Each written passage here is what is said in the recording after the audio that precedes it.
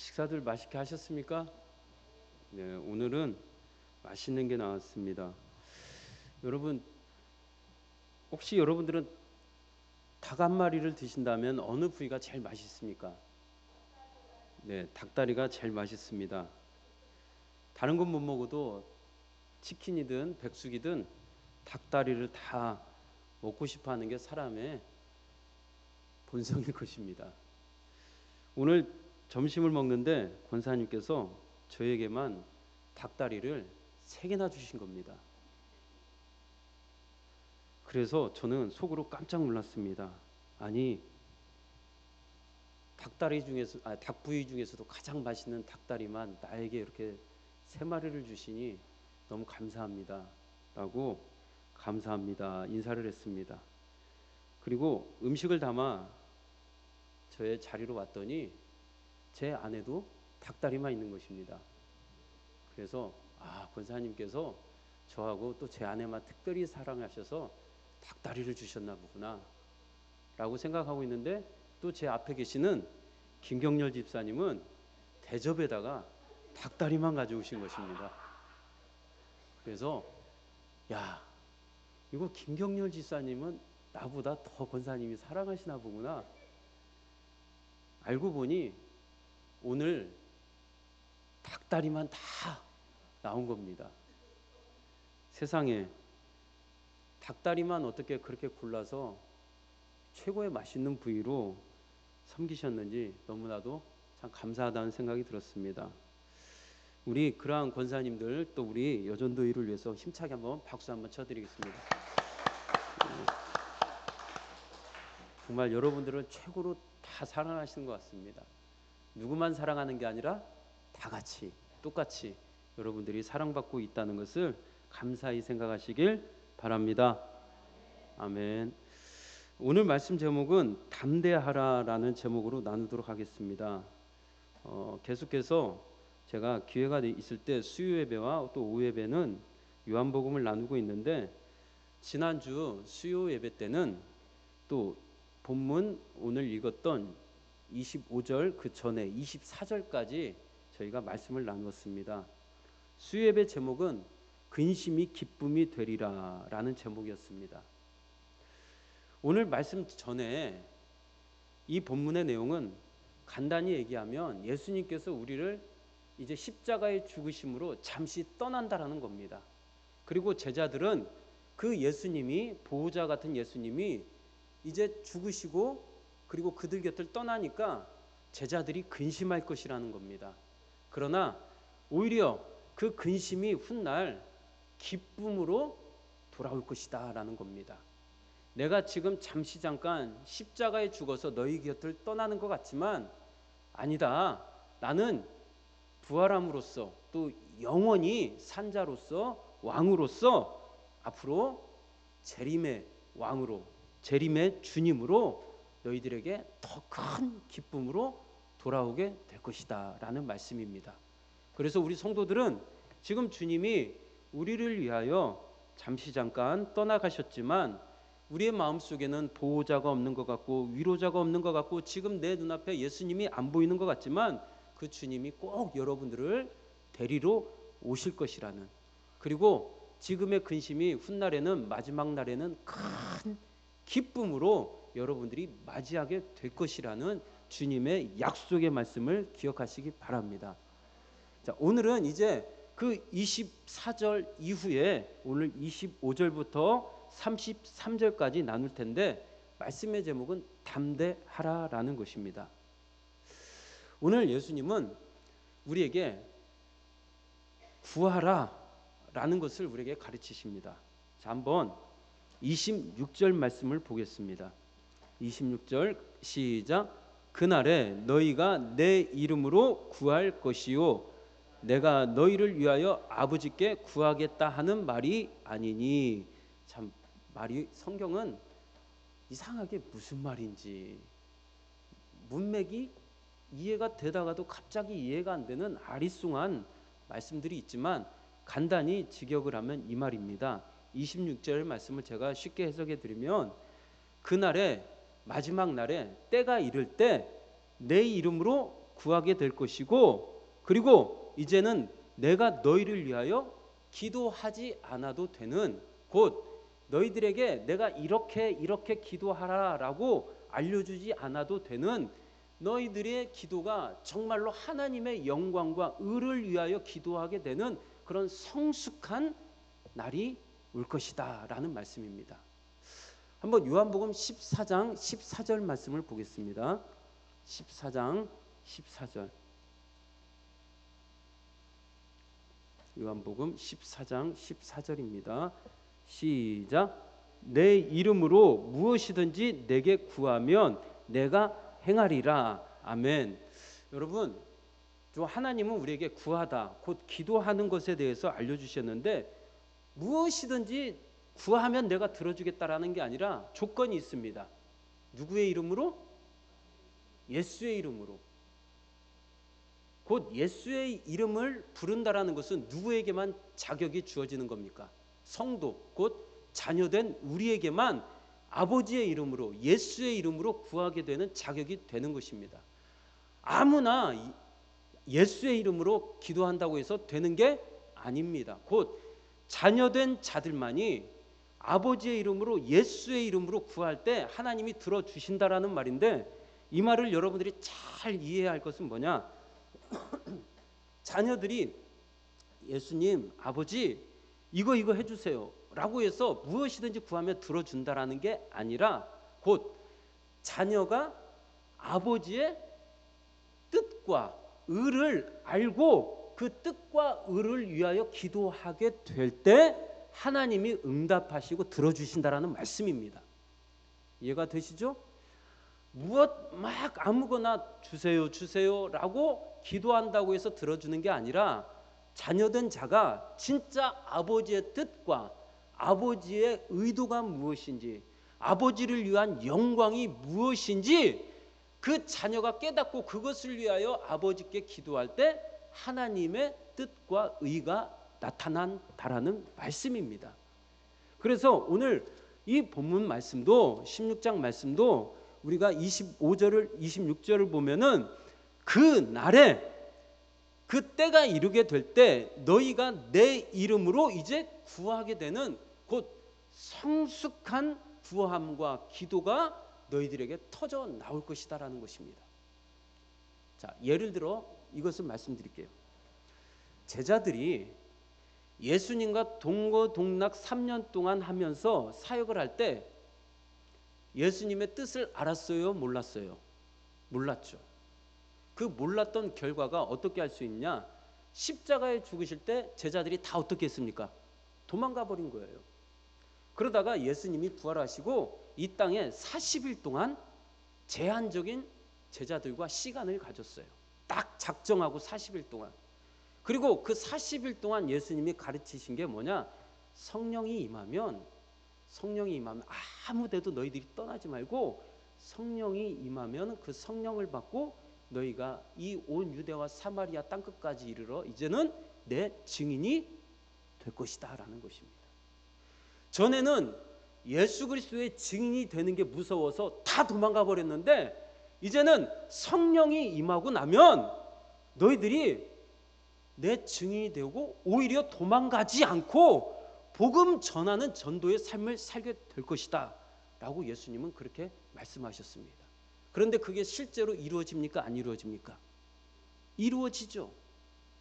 제자들이 전에는 자신의 영광과 자신의 출세를 위하여 예수님을 따르고 예수님께 구했다면, 이제는 그 날이 이르렀을 때 성령이 임하고 하나님의 영광이, 그리고 그 제자들에게 성령이 역사했을 때 그 제자들의 기도가 자신들의 영광을 위하여 살아가고자 함이 아니요, 아버지와 하나님의 뜻과 영광을 위하여 이제는 자기 목숨도 내놓을 정도로 그들이 자기를 위하여 기도하지 않고 하나님의 영광을 위하여 기도하며 살아가게 되었다라는 것입니다. 이게 바로 구함과 기도가 주는 우리의 가장 소중한, 여러분들의 기본이 되어야 할 것입니다. 기도는 내 영광과 내 출세를 위하여 하나님께 요구하고 관철시키는 작업이 아니라, 기도는 오히려 나를 포기하고 나를 내려놓게 만드는 작업으로서 곧 하나님의 의와 뜻에 끌려가도록 내가 굴종당하고 굴복당하는 시간임을 여러분들이 기억하시기 바랍니다.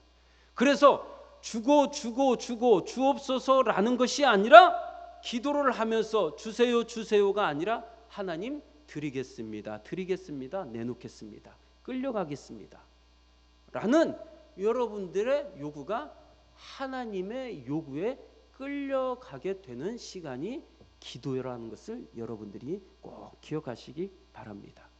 그러면 이제 여러분, 그런 기도를 하면은 우리는 기뻐요, 괴로워요? 아니죠. 저는 괴로울 것 같습니다. 왜냐하면 내 자아와 내 주권을 계속해서 내려놔야 하기 때문입니다. 내 기쁨을 위한 삶이 아니라 하나님의 요구대로 끌려가도록 하나님, 내가 점점 내려놓고 비워가는 게 기쁘겠습니까? 괴로운 시간입니까? 괴로운 시간이죠. 그것을 성경에서는 뭐라고 하느냐? 환난이라고 하는 것입니다. 그래서 오늘 예수님도 마지막 결론에 이렇게 말씀하시는 겁니다. 33절 한번 보세요. 33절 시작.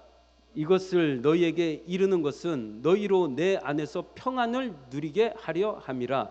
세상에서는 너희가 환난을 당하나 담대하라, 내가 세상을 이겨노라. 아멘. 여러분, 우리가 우리의 기도가 아니라 이제 하나님이 요구하시는 그의 뜻과 영광을 위하여 살아가기로 기도하고, 또 그러한 삶이 우리 안에 계속 현상이 나타날 때 우리는 괴로울 수밖에 없는 거예요. 어쩔 때는 하나님이 하나님의 영광을 위하여 우리의 건강을 뺏어갈 때도 있다라는 것입니다. 하나님의 영광을 위하여 그분의 뜻을 이루기 위하여 내 안에 쥐어 있던 것을 하나님이 뺏어갈 수도 있다라는 것입니다. 심지어는 가장 소중한 가족을 잃을 수도 있다라는 것입니다. 심지어는 우리가 신앙생활하면서 정말 이해하지 못하는 슬픔과 아픔이 있을 때가 많습니다. 내 기쁨과 아니라 어떻게 보면 하나님의 뜻과 또 그분의 계획을 위하여 나에게 있는 것을 뺏어가고 무너뜨리고 망가뜨릴 때가 있다라는 것입니다. 그것을 환난이라고도 합니다. 점점 하나님이 만들어가기 위해서입니다. 그러나 여러분, 환난을 당하지만 뭐하라? 담대하라. 하나님의 그 영광을 위하여 우리를 작업하는데 괴로울 수도 있지만 여러분, 뭐하라? 담대하라라는 것입니다. 제가 이 담대하라라는 말을 찾아봤습니다. 단어가 찾아봤는데 헬라어의 어원이 뭐냐? 이게 전쟁 용어입니다. 전쟁 용어. 여러분, 두 나라가 전쟁이 났습니다. 그리고 A라는 나라가 이 B라는 나라를 거의 먹다시피 해서, 그리고 그 나라에 있는 모든 사람과 인원과 그리고 군인들을 포로로 끌어갔습니다. 저는 포로로 끌려가 본 적이 없지만 영화나 또 우리 다큐멘터리를 보면은 진짜 포로의 삶을 살았던 그분들의 얘기를 들어본 적이 있습니다. 포로의 삶은 너무나도 공포스럽습니다. 무섭습니다. 바로 모든 것이 무장 해제가 되고 이제는 비무장 상태에서 심지어는 죄인 취급을 받고 그 상대방 나라로부터 온갖 군사 기밀과 정보를 뺏기 위해서 포로를 고문하거나 무자비하게 밟고 때리고 심지어는 죽이기까지 합니다. 여러분 한번 생각을 해보세요. 여러분들이 한번 포로로 끌려가 봤다고 생각을 해보세요.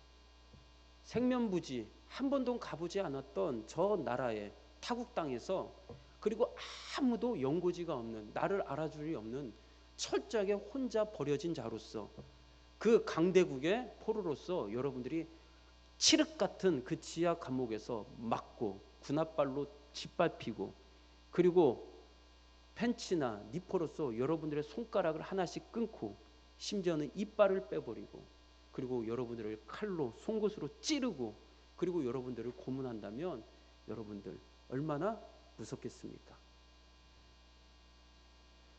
저는 예전에 진짜 우리 한국 전쟁에 포로가 되어서 최근에 귀환을 한 우리 포로로 끌려가서 이번에 귀국한 우리 전쟁 영웅을 보았습니다. 10대 한국 전쟁에 끌려갔는데 이번에 귀환했을 때 그분의 나이가 80이 훌쩍 넘은 노인이었습니다. 이제는 손가락 관절이 다 구부러져서 그리고 아우지 탄강에서 평생을 그렇게 고생을 하고 귀국한 그분에게 국가가 훈장을 수여했습니다. 그분이 그 수십 년 동안 평생 동안 그 포로 수용소에서 견뎠던 비결이 뭐였느냐? 자기는 끝까지 그 북한에서 전향을 해라. 그러면은 너를 북한 시민으로서 편하게 살게 해주겠다. 영웅으로 취급해주겠다. 라고 했지만 그분은 끝까지 전향하지 않고 자신을 지켰습니다. 그 포로로서 견뎠던 그 비결이 뭐냐? 자기 마음 한편에는 나는 대한민국 국군 육군이었다라는 것입니다. 바로 신분의 변화를 포기하지 않고 신분을 포기하지 않고 끝까지 대한민국 육군 소속으로서 그분은 평생을 견디었다라는 것입니다. 제가 아까 담대하다라는 뜻이 군사 용어라고 했죠. 이 말이 무슨 말인지 압니까? 바로 포로로 끌려갔을 때도 그 안에서 신분을 유지하다라는 말이 담대하다라는 말입니다. 여러분, 우리는 어떻게 보면은 하나님의 자녀가 된 자들은 이제 그분의 나라와 의를 위하여 기도하며 구하며 살아가는 자들은 이 땅에서 어떻게 보면 우리의 삶은 포로와 같은 삶입니다. 왜냐하면 이 땅은 사망의 권세 잡은 자들이 장악하고 그리고 그 안에서 성도들은 하나님을 소망하며 버티며 견디는 삶을 순교자의 삶을 살기 때문입니다.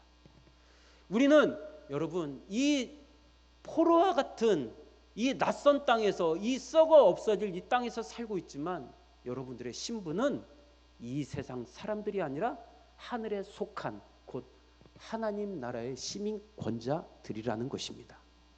여러분들은 이 땅에 살면서 어떻게 견뎌하겠습니까?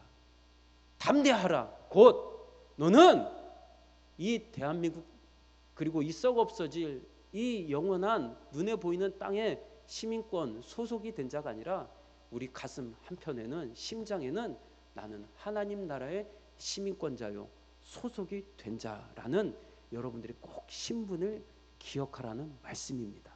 그래서 하나님은 우리에게 그렇게 말씀했습니다. 너희들이 이 세상에 살아갈 때 우리가 이 세상에서 살아갈 때 우리는 괴로운 것입니다. 내 뜻이 아니라 이제는 하나님 나라의 시민권자답게 살아가야 할 우리는 숙명을 가진 자들입니다. 그런 자들이 이제는 어떤 삶을 살합니까? 신분을 꼭 기억하고 하나님 나라의 자녀다라는 것을 여러분들이 꼭 기억하면서 포로와 같은 삶을 살지라도 여러분들은 그 안에서 하나님 기억하면서 꼭 살아가시길 주님의 이름으로 축복합니다. 하나님은 말씀하셨습니다. 이미 내가 이겼다. 내가 승리한 것이다. 반드시 내 포로된 자녀들 내가 귀환시킬 것이다. 그래서 하나님은 먼저 가셔서 그의 나라에서 우리를 꼭 데리러 오실 거라는 것입니다. 그래서 주님은 담대하라. 내가 세상을 이겼다라는 것입니다. 데리러 오신다라는 말씀입니다. 내가 꼭 마지막 날 내 새끼들, 내 자녀들, 내 시민들, 내 국민들 하나님 나라의 천국 백성들 데리러 오신다라는 말씀입니다. 얼마나 소망을 주시는 말씀입니까? 여러분 이제 한 주간 동안 그리고 남은 삶 살아갈 때 꼭 기억하십시오. 하나님 내 영광이 아니라 이제는 나는 하나님의 영광과 그분의 나라를 위하여 살아갑니다. 그리고 그러한 삶 자체가 어쩔 때는 환난이고 너무나도 이 세상을 살아가는데 힘들 수도 있지만 나는 하나님 나라의 시민권자요 천국 백성이다라는 것을 꼭 기억하시고 그 안에서 명분 잃지 않고 신분 망각하지 않고 끝까지 하나님 붙잡고 살아가게 되시면 이미 승리하신 예수님이 이 전쟁에서 이기신 예수님이 여러분 더 좋은 나라로 여러분들을 꼭 데리러 오신다라는 이 말씀 기억하시면서 소망 가지고 살아가시길 주님의 이름으로 축복합니다. 우리 다 같이 찬송가 491장